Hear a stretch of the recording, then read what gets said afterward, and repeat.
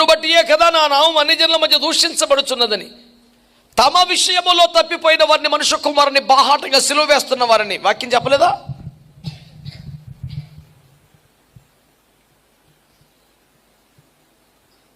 క్రైస్తవుడెవడైనా, దేవుని బిడ్డలు ఎవరైనా, సేవకులు ఎవరైనా, భక్తులు ఎవరైనా బాధపడితే అది నీతి నిమిత్తమైన బాధ, పరిశుద్ధత కొరకైన బాధ, దేవుని మార్గం కొరకు, సువార్త ప్రచారము నిమిత్తము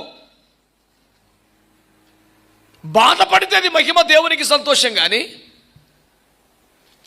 తిట్టుబోతుగా, నరహంతకుడుగా, వ్యభిచారిగా, పరుల జోలికి పోవాడిగా, ఇలాంటి పనికి మాలోడి బతుకు బతికి ఆవిడ బాధ అనుభవింపతగదు. బాధపడితే నీతి నిమిత్తమే, బాధపడితే దేవుని నిమిత్తమే, బాధపడితే ఉత్తమమైన దాన్ని ఎంపిక చేసుకున్నందుకే నాకు ఈ శ్రమ అని చెప్పగలిగిన సాక్ష్యం ఉండాలి.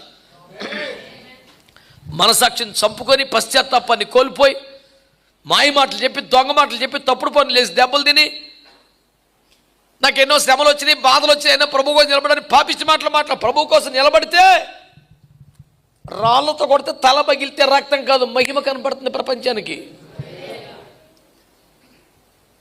ఎవరి విషయంలో?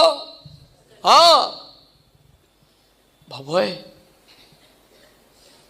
ముఖం పగిలిపోయండి, చెత్త అయిపోయి చూడలేకపోయింది బాబు. మహిమతో ప్రకాశించే ముఖం. ఈయన మీదేమో ప్రజలకి మహిమ కనపడుతుంది, ఆయనకేమో ఎక్కడ డైరెక్ట్గా పరలోక మహిమ కనపడుతుంది. దైవ చిత్తానుసారమైన శ్రమలో, దేవుని కొరకైన శ్రమలో మహిమ ఉంటుందండి.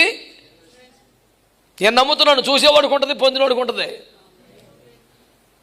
అగ్నిగుణంలో ముగ్గురు పడైతే ఆ అగ్గి కంటే, ఆ మంట కన్నా వెరైటీగా అందులోంచి వెలుగు కనపడుతుంది అంటే అసలు ఏమి చిత్రం అది.